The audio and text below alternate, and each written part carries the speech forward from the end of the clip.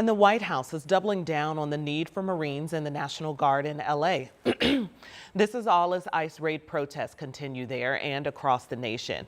This is all coming ahead of President Trump's military parade and birthday celebration in Washington.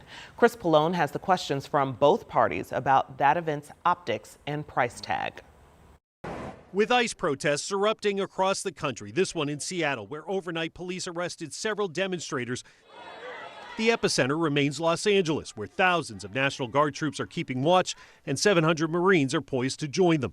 Democrats on Capitol Hill are questioning the president's motives. Our Marines train for combat in the Indo-Pacific, not for securing the streets of Los Angeles. President Trump insisting protests against ongoing immigration raids would have been much worse if he hadn't acted. They didn't have the police to handle it. The police were asking us to come in. State and local leaders say the situation was under control and accuse the president of manufacturing a crisis. Maybe we are part of a national experiment to determine how far the federal government can go in reaching in and taking over power. The rare military activation in an American city comes as Washington prepares for a big show of military might as well.